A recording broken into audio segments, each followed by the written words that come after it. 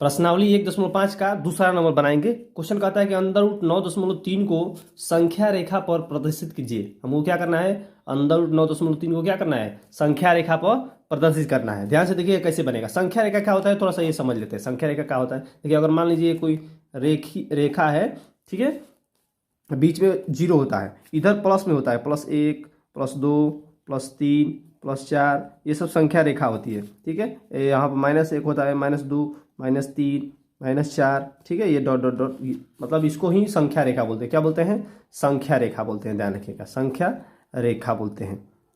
समझ में आ गया ना। अब इसी पर हमको क्या करना है, अंडर रूट 9.3 को संख्या रेखा पर प्रदर्शित करना है। ध्यान रखिएगा, 9.3 को प्रदर्शित करना है। ठीक है, चलिए क्वेश्चन पे चलते हैं। सबसे पहले क्या करिए, सबसे पहले हमको अंडर रूट 9.3 रेखा खींचना है। सबसे पहले क्या करना है, अंडर रूट 9.3, तो इंच की सहायता से देखिए, यहाँ पर इंच है, ठीक है, यहाँ पर इसमें दिया है, देखिए ये 9 है ना, 9 और 9.1 2 3, यहाँ 3 तक एक रेखा खींचिए। देखिए यहाँ से, यहाँ पर रेखा खींच रहे हैं 9.3, यहाँ से लीजिए, आप भी ऐसा बना लीजिएगा 9.3। देखिए 1 2 3, 1 2 3 हो गया। ठीक है, यहाँ तक ये 9.3 है। अब देखिए वो दर्शाना है 9.3, ठीक है, इसको 9.3 दर्शाना है ना संख्या रेखा पर, तो एक मीटर और अपना से खींच लेंगे। ठीक है, 1 सेंटीमीटर अपना से खींच लेंगे। यहाँ पर देखिए, यहाँ से 1 सेंटीमीटर खींचेंगे। क्यों खींचेंगे, क्योंकि हमको दर्शाना है, दर्शाने के लिए हम इसको 1 सेंटीमीटर और बढ़ा रहे हैं। ठीक है, चूँकि हम लोग को 9.3 ही खींचना था, लेकिन एक सेंटीमीटर और बढ़ा दिए। ठीक है, ध्यान रखिएगा, ये पूरा कितना है, 1 सेंटीमीटर है। यहाँ से यहाँ तक कितना है, 9.3 सेंटीमीटर है। ध्यान रखिएगा, ठीक है, मतलब सबसे पहले 9.3 खींचिए, इसके बाद 1 सेंटीमीटर और खींचिए। अब क्या करना है, ध्यान से देखिएगा, अब आपको प्रकाल की सहायता से, चाप की सहायता से आपको देखिए इसको समद्विभाजित करना है। समद्विभाजित का मतलब होता है कि आधा से अधिक लेके, यहाँ से आधा से अधिक, आधा से अधिक क्या हुआ, देखिए मान लीजिए आधा हुआ तो इससे अधिक, यही ना हुआ, आधा से अधिक लेके एक बार इधर खींच देंगे और एक बार इधर खींच देंगे। समद्विभाजित इसी को बोलते हैं। ध्यान रखिएगा, हो गया, यहाँ से खींच दिए, और फिर इसी यहाँ से बिंदु से, यहाँ से इस छोर से इसको काट देंगे। एक यहाँ पर कट गया, एक यहाँ पर कट गया, दोनों तरफ कट गया, बस इसको इंच से मिला देंगे। इसको बोलते हैं समद्विभाजित। समद्विभाजित का मतलब होता है कि जो बीच के, अगर रेखा का बीच का दूरी निकलना हो, ये मध्य बिंदु क्या है, तो समद्विभाजित कर देते हैं, इसका मध्य बिंदु निकल जाता है। देखिए इसका मध्य बिंदु ये है। ठीक है, ध्यान रखिएगा। अब क्या करना है, जो मध्य बिंदु मिला है इसको यहाँ पर रख के, ठीक है, चाप को इसको नाप लीजिए। इसको देखिए, इसको नाप लीजिए पूरा बढ़िया से, हो गया, ये नाप लिए। अब यहाँ से एक अर्धवृत्त खींच दीजिए, यहाँ से ऐसे खींच देना है अर्धवृत्त। ठीक है, ध्यान रखिएगा, ये हो गया अर्धवृत्त। देखिए बराबर है तभी यहाँ पर आ गया, अगर बराबर नहीं होता तो यहाँ पर नहीं मिलता। ठीक है, ये हो गया। ठीक है, अब देखिए ध्यान से क्या करना है, अब आराम से देखिएगा। देखिए आपको सबसे पहले चांद चाहिए, चांद ले लीजिए। अब यहाँ से इस बिंदु पर रख के, इस बिंदु पर, ठीक है, इस बिंदु पर मिला लीजिए, और यहाँ से इस बिंदु पर रख के आपको 90 डिग्री खींचना है। कितना, 90 डिग्री। 90 डिग्री खींचने के लिए क्या करेंगे, एकदम 90 डिग्री पर सीधा इसे छीन पार देंगे। देखिए यहाँ पर है, ये 90 डिग्री है, ये वाला 90 डिग्री है ना, देखिए ये 90 डिग्री है, यहाँ पर इसे कर देंगे। हो गया, अब इसको इंच से पार देते हैं। ये पूरा नहीं पारेंगे, बस इसको इस रेंज में लेके, यहाँ से इसे लेके बस यहाँ तक ले पारना ही है, बस यहाँ पर 90 डिग्री। ये कितना है, ये 90 डिग्री है, ध्यान रखिएगा। हो गया ना, बस अब इतना ही करना है। अब आगे क्या करिए, देखिए ध्यान से, हमको अब संख्या रेखा पर दर्शाना है। संख्या रेखा पर दर्शाने के देखिए, ये जो मान आया ना, ये वाला, यही 9.3 है। ये जो मान आ गया कितना है, यही 9.3 है। अब कहिएगा ये कैसे आ गया अंडर रूट 9.3। ठीक है, हम बताएंगे, सिद्ध कर कभी बताएंगे कैसे आ गया, अंडर रूट 9.3 आ गया। अब क्या करना है आपको, यहाँ से आपको चिन्ह पारना है। कितना तक पारना है, 4 तक पार लीजिए, चाहे 5 तक पार लीजिए। ठीक है, यहाँ से देखिए, चलिए यहाँ तक लेके मान लीजिए 5 तक कर दिए। ठीक है, कितना भी पार सकते हैं। यहाँ पर 1 2 3 4, ये हो गया 5, हो गया ना। अब देखिए क्या करना है, संख्या रेखा पर हमको दर्शाना है। चूंकि ये संख्या रेखा पर नहीं है, संख्या रेखा ये होता है, ये लाइन होता है संख्या रेखा। अभी बताएंगे संख्या रेखा कौन होता है, ऐसी वाला लाइन होता है। ठीक है, ध्यान रखिएगा। तो हमको ये इस लाइन पर दिखाना है, कुछ नहीं करना है। यहाँ से लीजिए चाप, और यहाँ पर नाप लीजिए, कितना है, यहाँ तक नाप लेना, बस ऐसे खींच देना है। ऐसे इसको खींच देना है, बस हो गया।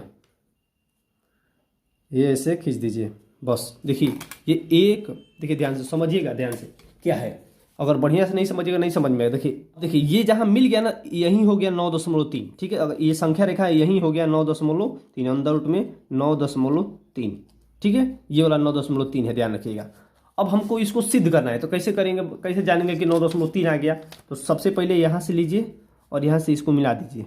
ठीक है, अपना से मिला देना है इसको, समझते चलिएगा बढ़िया से। ठीक है, नहीं तो समझ में नहीं आएगा, कोई फायदा नहीं है बताने का। ठीक है, बढ़िया समझते हैं। इसको क्या करना है, मिला देना है सिद्ध करने के लिए। चलिए हो गया, मिल गया। अब देखिए इसको मानिए x, चूंकि ये मध्य बिंदु है।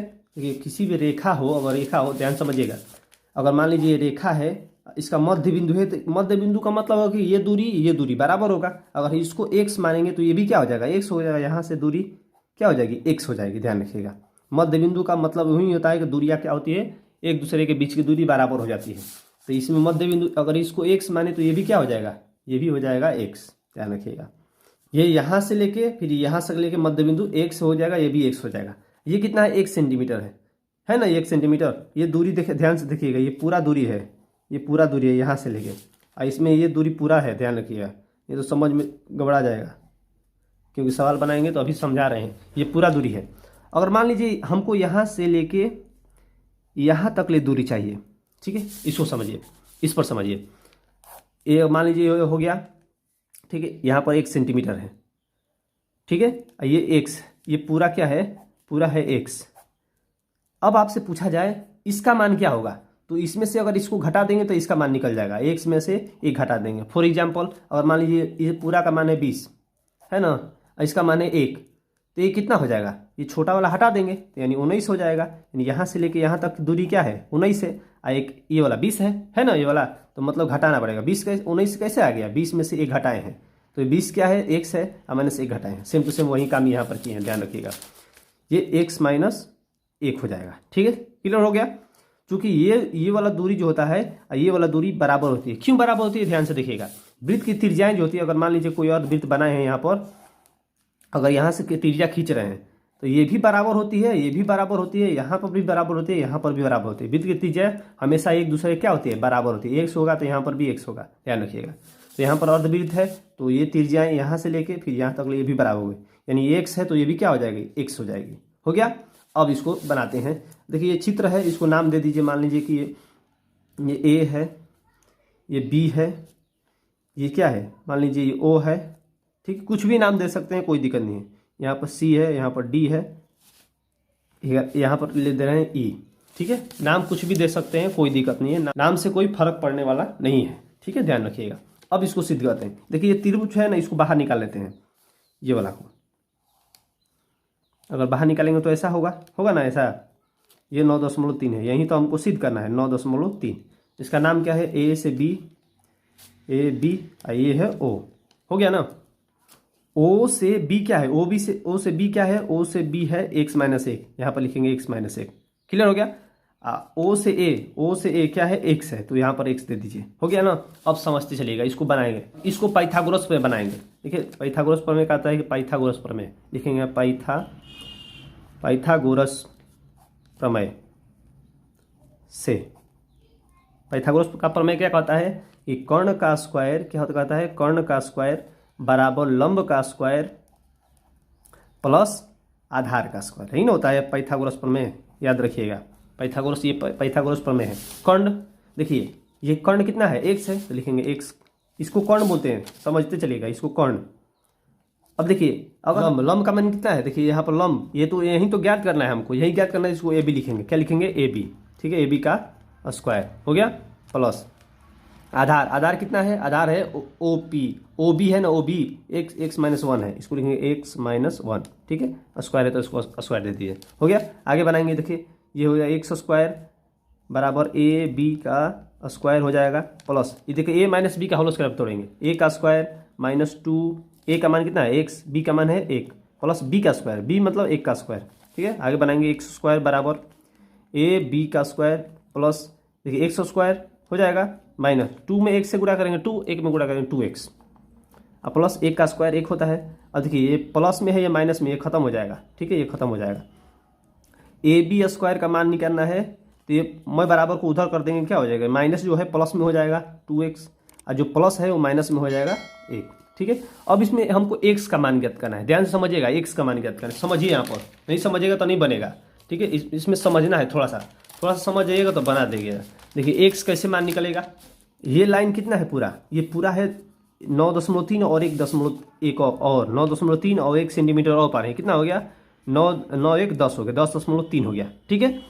अब देखिए x का मान निकाले तो क्या हुआ, ये दोनों आधा आधा है, x क्या है आधा है, ये पूरा का मान है 10.3 और x क्या है आधा है, तो इसको आधा कर देंगे तो x का मान निकल जाएगा, x का मान निकल जाएगा। इसको आधा करेंगे, दशमलव हटाएंगे 0, 103 बटा में क्या हो जाएगा 20, इसको भागा दे देंगे। अब देखिए 20 में 103 से भाग दे देंगे, देखिए 20 में 103 से क्या करेंगे भाग दे देंगे, कितना बार में 20 5 100 हो गया, कितना बार में कटेगा, ये बच गया, ये बच गया, ये खत्म हो जाएगा, 3 बच गया, दशमलव दीजिएगा तो 30 हो जाएगा, 20 से कम 20, 10 बच गया, दशमलव है तो 20 5 100, ये 100 हो जाएगा, 20 5 100 कितना आ गया, मतलब 5.15 आ गया x का मान, ठीक है। यहाँ पर लिख देंगे जो x है वो पूरा क्या है, पूरा e से ये e आई क्या है यहाँ से c e c का आधा है, ठीक है, आधा, x का मान क्या है आधा आधा है दोनों, इसी का मान कितना है, ये है 9.3 और 1 सेंटीमीटर और है 10 बटा में 2, 9 एक कितना हो जाएगा 10.3 और बटा में 2, इसको आधा करिएगा तो क्या होगा, आ जाएगा 5.15 आ जाएगा, ठीक है। ये किसका मान है, x का मान है, बस यहीं पर रख देना है x का मान।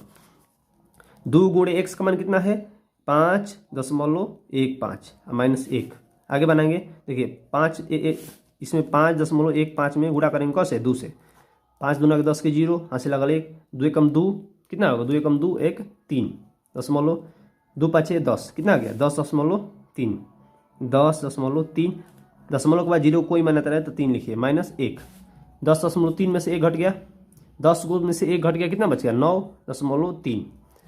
चूँकि हमको ए बी का मान ज्ञात करना है, स्क्वायर नहीं है तो ये अंडर रूट में कर देंगे, अंडर रूट में हो जाएगा। देखिए ए बी का मान कितना आ गया, अंडर रूट 9.3, ए बी कितना है, देखिए ए बी कितना आ गया अंडर रूट 9.3, यही ना लाए थे, बस सिद्ध हो गया, हम प्रूफ भी कर दिए, ये भी चित्र द्वारा भी हो गया, ठीक है। इसको लिख लीजिए बढ़िया से, स्क्रीनशॉट ले लीजिए। अब वीडियो अच्छा लगे तो लाइक शेयर सब्सक्राइब करिएगा, और भी वीडियो देखनी हो तो जाकर हमको प्लेलिस्ट में देख सकते हैं, सब बना है बढ़िया से एकदम, ठीक है, बस लिख लीजिए। अब देखिए 9th क्लास का प्रश्नावली 1.5 का 9th क्लास का तीसरा नंबर क्वेश्चन देखें, पहला नहीं देखें तो जाकर देख लीजिएगा, प्लेलिस्ट में 9 क्लास का प्लेलिस्ट बना के दे दिए हैं, ठीक है, जाकर उसमें देख लीजिएगा। होमवर्क के साथ बताए हैं, जितना होमवर्क दिए हैं उतना क्वेश्चन बनाए हैं, जितना होमवर्क दिए उतना क्वेश्चन बनाए हैं, ठीक है, ध्यान रखिएगा।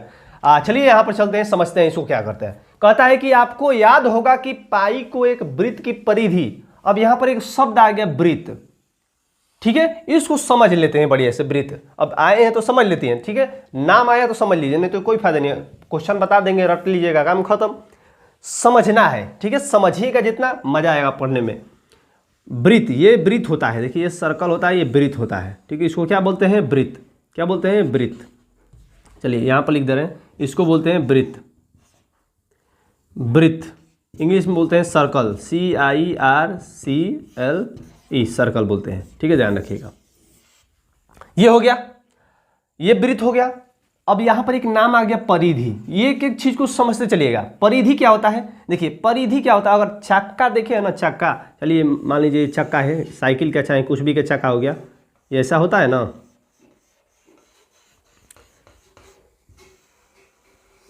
ये वाला जो चक्का होता है साइकिल का चाहे किसी चीज का हो, ये वाला काला जो भाग, चलिए मान लीजिए साइकिल में देखें ना, तो काला वाला भाग कोनो, इसी किनारे किनारे भाग को ही क्या होते हैं परिधि, क्या बोलते हैं, इस किनारे का जो करिका भाग होता है ना साइकिल में, जो काला काला टायर होता है ना, उसी को क्या बोलते हैं परिधि, सिंपल भाषा में समझिए, यानी कि इसमें जो किनारा किनारा भाग है उसको क्या बोलेंगे परिधि बोलेंगे, क्या बोलेंगे, इसको बोलते हैं परिधि, क्या बोलते हैं परिधि बोलते हैं। क्लियर हो गया। अब यहाँ से क्वेश्चन बनता है, ध्यान रखिए, वृत्त की परिधि क्या होता है, वृत्त का क्षेत्रफल क्या होता है, ये भी बताएंगे, ठीक है, ध्यान समझिएगा। अब देखिए ये जो बीचों बीच होता है, सेंटर बीचों बीच, जहाँ से देखिए यहाँ पर रिंचवा जो लगाता है, नटवा जो कसा जाता है, उसको केंद्र बोलते हैं, क्या बोलते हैं केंद्र, ध्यान रखिए, क्या बोलते हैं केंद्र, इसको क्या बोलते हैं सेंटर यानी केंद्र बोलते हैं, ध्यान रखिएगा। हो गया, यहाँ पर लिख देना थोड़ा सा, इसको बोलते हैं केंद्र। क्या बोलते हैं? केंद्र बोलते हैं, सेंटर बोलते हैं। क्लियर हो गया? मान लीजिए कि सी है, कहता है कि वृत्त की परिधि हमको क्या मानना है? सी दिया है क्वेश्चन में कि मान लीजिए कि वृत्त की जो परिधि है, वृत्त की परिधि क्या मानना है हमको? हमको कहता है कि वृत्त की परिधि को क्या मानिए? सी मानिए। चलिए सी मान लें भाई। चलिए वृत्त की परिधि, परिधि समझ गए ना क्या होता है? किनारे वाले भाग को, टायर देखे ना, टायर में जो किनारा और किनारा काला काला भाग होता है ना, उसी को परिधि बोलते हैं। सिंपल भाषा में समझिए ना, काहे कि ज़्यादा फटफुट कर रहे हैं। यहाँ पर देखिए ये परिधि होता है, ये किनारा किनारा भाग को क्या बोलते हैं? परिधि। किनारे किनारे भाग को, टोटल नहीं, ध्यान रखिए, किनारा किनारा भाग को, काला वाला भाग को क्या कहते हैं? परिधि कहते हैं। ध्यान रखिए। क्लियर? और उसके व्यास, व्यास बोला है, अब व्यास क्या होता है ये भी समझ लेते हैं। देखिए ये अगर यहाँ से ये पूरा चला जाए, यहाँ से ये पूरा चला जाए, इसी को बोलते हैं व्यास। क्या बोलते हैं? ये पूरा चला जाए, इसको क्या बोलते हैं?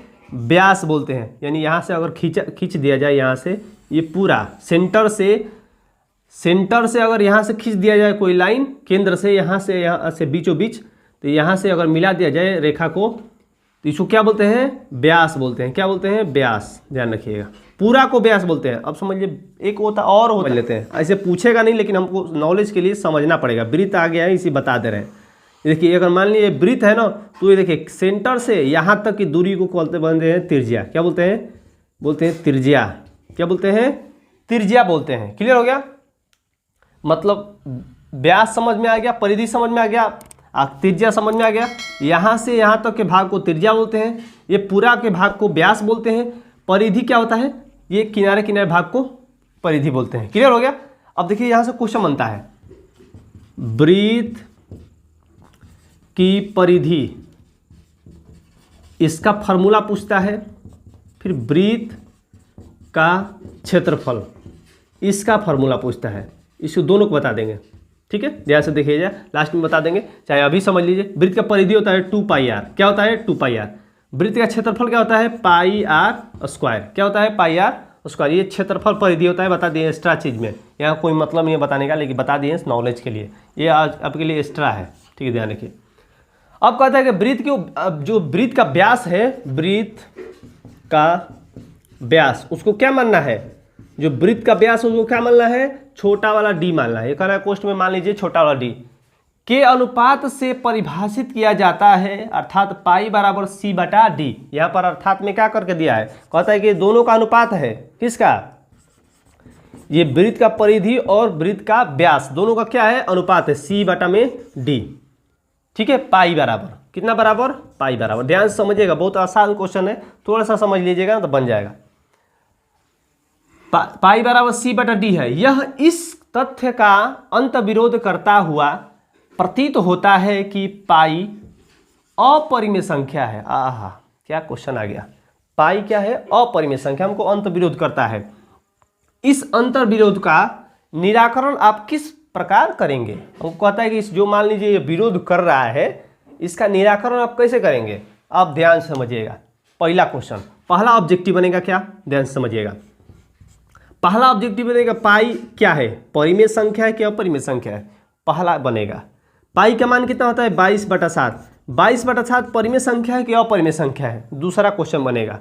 तीसरा क्वेश्चन बनेगा पाई का मान होता है 22/7 बाटा में, और दशमलव में था 3.1415 डॉट डॉट बहुत होता है ऐसे ही। ठीक है, बहुत, इसका ज़्यादा मान होता है, अनंत तक होता है। ये क्या होता है? तीनों का आंसर बता रहे हैं। पाई सीधी सीधी याद रखिएगा, पाई एक अपरिमेय संख्या है। क्या है? अपरिमेय संख्या। यहाँ पर लिख दे रहे हैं, पाई क्या है? अपरिमेय संख्या है। पूछा है ऑब्जेक्टिव कि पाई क्या है, तो एक अपरिमेय संख्या है, सीधा 1 नंबर आपको मिल जाएगा। 22/7 क्या है? तो 22/7 एक परिमेय संख्या है। क्या है? एक परिमेय संख्या है, ध्यान रखिएगा। 22/7 को p/q के रूप में लिख सकते हैं। 22 और 7, p तथा q एक पूर्णांक संख्या है। देखिए 22 एक संख्या है, ये भी 7 संख्या है, लेकिन पाई कोई संख्या नहीं है। ठीक है, इसीलिए अपरिमेय संख्या है, ये परिमेय संख्या है। अब इसका देखिए, इसका क्या होगा? 3 दशमलव, अगर ये यहीं पे इसका मान खत्म हो जाता तो परिमेय संख्या होता, लेकिन यहाँ पर लिखे हैं डॉट डॉट होता है। पाई का जो मान होता है बहुत ज़्यादा होता है, बहुत ज़्यादा। इसका रिपीट जो होता है नहीं होता है, अलग अलग आते रहता है, नया नया कुछ आता रहता है। तो ऐसी संख्या जो होती है अपरिमेय संख्या होती है। क्या होती है? अपरिमेय संख्या। अगर मान लीजिए लिख दिया है 3.333 या फिर लिख दिया है 5.424242, देखिए डॉट डॉट डॉट 2 4 2 4 2 4 2 एक जैसा है ना, इसको परिमेय संख्या बोलते हैं। 3 3 3 एक जैसा है, इसको क्या बोलते हैं? डॉट डॉट डॉट, इसको परिमेय संख्या बोलते हैं। लेकिन अलग अलग संख्या आने लगे, ये देखिए 1 आ गया, फिर 4, फिर 1, फिर 5, फिर 3, फिर 2, ऐसे आता रहता है पाई का मान। तो क्या होता है? ऐसी संख्या अपरिमेय संख्या होती है। जो निश्चित ना हो वो अपरिमेय संख्या होती है। यहाँ पर समझिए, कहता है कि सी और डी को हमको विरोध कर रहा है, तो हमको सिद्ध कर देना है कि पाई एक अपरिमेय संख्या है, तो सी और डी भी क्या होगा? एक अपरिमेय संख्या। हम सिद्ध करने हैं। देखिए हम जानते हैं कि सी का मान कुछ ना कुछ होगा, 2 4 6 22। देखिए सी का मान 22/7 चाहे कुछ भी हो सकता है, तो सी का मान तो होगा। तो जो भी मान होता है, निश्चित राशि जो होता है वो परिमेय संख्या होता है। क्या होता है? ये होता है परिमेय संख्या। परिमेय संख्या हो गया, समझते चलिएगा। और डी क्या है? ये भी कोई भी ना कोई संख्या तो होगा ना, ये भी कोई संख्या होगा, ये भी परिमेय संख्या है। परिमेय संख्या है, ध्यान रखिएगा। चूंकि हम जानते हैं कि पाई क्या है, जब अभी बताएं पाई क्या है? अपरिमेय संख्या है। पाई एक क्या है? अपरिमेय संख्या। ध्यान रखिए, ये अपरिमेय है, ये परिमेय हो गया। ये दोनों बराबर होगा? कभी बराबर नहीं होगा। कभी अपरिमेय संख्या, ध्यान रखिए, अपरिमेय संख्या कभी परिमेय संख्या के बराबर होती है? नहीं होती है। परिमेय संख्या कभी बराबर नहीं होती है। ये परिमेय संख्या अलग होगा, अपरिमेय संख्या अलग होती है। ध्यान रखिए, ये अपरिमेय संख्या परिमेय संख्या क्या होती है? बराबर नहीं होती है। ध्यान रखिएगा। आगे चलते हैं, लिखेंगे क्या? अब देखिए ये रिजल्ट क्या लिखेंगे? देखिए अपरिमेय परिमेय बराबर नहीं ना होगा, तो क्या लिखेंगे यहाँ पर? कि लिखेंगे चूंकि पाई का मान अनुमानित होता है। मतलब इसका मान जो होता है लगभग, हम ये भी बताएं क्या, इसका मान जो होता है लगभग मानते हैं, इसका मान बहुत होता है। ठीक है, अनुमानित होता है, अनुमान लगाया जाता है कि इतना होगा। ठीक है, इसका मान बहुत ज़्यादा होता है। अब ध्यान रखिए कि पाई क्या है? एक अनुमानित मान है। अतः हम कह सकते हैं कि पाई का जो भी मान होगा वो अनुमानित है, मतलब लगभग सब मान एक जैसा नहीं है, अलग अलग है। तो लिखेंगे इसका मान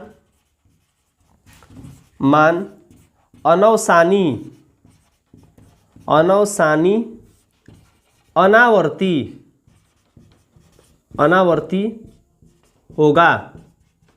क्यों होगा अनावसानी अनावर्ती? अनावसानी आवर्ती क्या होता है? देखिए ध्यान समझिए, जिसका मान निश्चित हो वो आवर्ती होता है। क्या होता है? आवर्ती होता है। अनावसानी आवर्ती होता है, और जिसका मान निश्चित न हो वो अनावर्ती होता है। अनावर्ती मतलब जो बार बार न आए, जिसका रिपीट जो हो बार बार न हो। देखिए 1 पे 4 आ गया, फिर 5 आ गया, फिर 3 आ गया, फिर 2 आ गया, ऐसी अलग अलग संख्या आ रही है पाई के मान।